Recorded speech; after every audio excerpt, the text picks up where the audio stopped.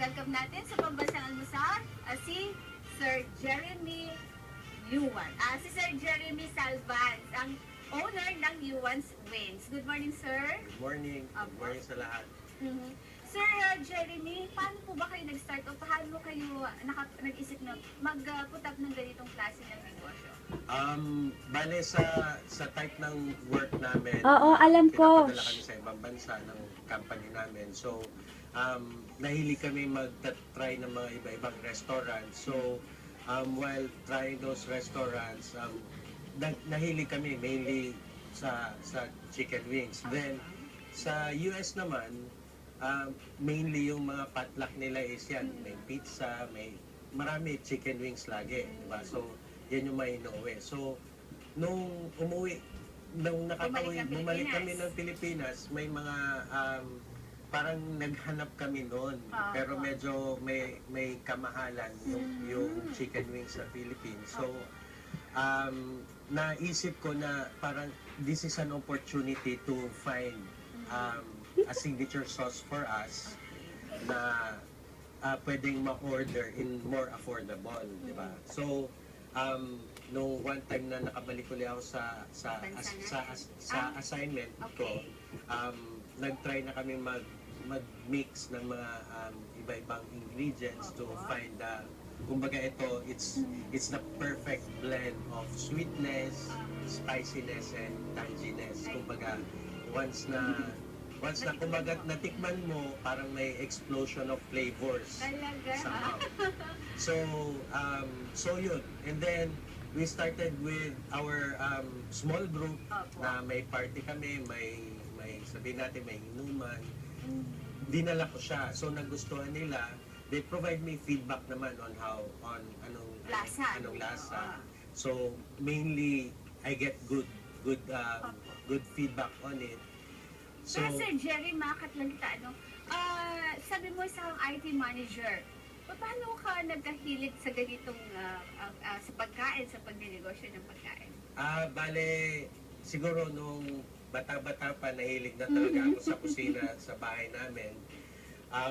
Pero mga around 4 or 5 years ago, I took basic cooking lessons din. I see. So, kumbaga siningit ko siya sa work ko on weekend. So, I took time every Sunday to go learn basic cooking. Then, doon ko na-learn yung mga basic differences then on the taste, on how to prepare it. So, nahilig na talaga. Then, marami akong friends na mahilig din on tasting or on trying new. Sir Jerry, kasi alam naman natin na ang chicken, lalo chicken wings, marami na rin nabibiling ganyan. Paano po naiba yung Yuan's Wings? Bale, una, talagang affordable price siya. Diba? Kasi yun yung main objective namin. Another one is yung pag tinikman mo siya, sasabihin mong kakaiba talaga siya. Kasi nga, sinabi ko kanina na pag natikman mo siya, may mga iba-ibang flavors, hindi lang maalat, hindi lang matamis, di ba? Pero kumbaga maski yung asim sa dulo ng kagat mo, matitikman mo, di ba? So, yun yung mga parang kaibahan niya, di ba? Magkano po ba ang pwedeng kapital na kailangan pag-ipunan ng mga interesado na magkaroon ng ganitong business mula po sa isang kagaya ninyo? Siguro sa startup, based from my experience, siguro at least less than 20,000 or minsan 15,000 or below, pwede ka na mag-start, di ba? I did start lang with two double deep fryer, and then cooking oil, and then syempre yung ingredients, it would depend na rin kung ano. So, kasi finger food itong mga to, surgery, di ba? Malinis naman ang kamay ko, titikman ko. Pero we did venture then on different chicken cuts, na drumstick and thigh. So ngayon, meron na kaming rice meal din. Kasi nag-start din yan, may mga taong nag-request sila na pahingi din ng rice or mag-order kami ng rice. So ngayon, may rice meal na rin. Sir Jerry, kasi napansin ko, malutong pa rin siya hanggang ngayon. paano nyo na maintain yung kanyang crunchiness? Nandun na siya sa mixture nung, at least nung breading namin. Kasi trinay namin siya na Ang sarap. may time na 2 hours lang naglalast. So, Yes. nag-adjust kami.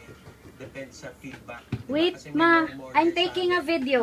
na after 3 hours pa nila or 5 hours pa nila kinakain. Pero gusto na kasi nila umorder agad. So, yan, tumatagal yung crunchiness niya. Ayun. Sir Jerry, Jeremy, habang binibigyan nyo ng tips and advice yung ating mga kapambansang almusal, ay titikman ko lang dito. Baka meron kayong gusto niya sabihin sa ating mga viewers kung interesado silang magputap ng ganito pong negosyo. Nasa inyo, nagsimula lang as a hobby, di po ba? Yeah, nagsimula lang kami as a hobby. Then, because maraming umorder sa amin, di ba?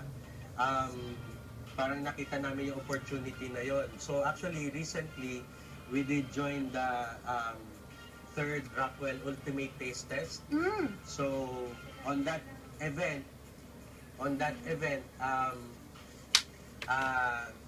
based sa feedback na nakukuha namin is masarap yung wings. So some of the famous food bloggers, nalalagay kami dun sa top 10 picks nila, talaga which is para sa amin, kumbaga, na-excite din kami, correct. di ba? Kasi Para mas lalo kayong nag-engan kasi- yung pagpatuloy itong ganitong negosyo. sila yung medyo may may expert when it comes to taste, di ba?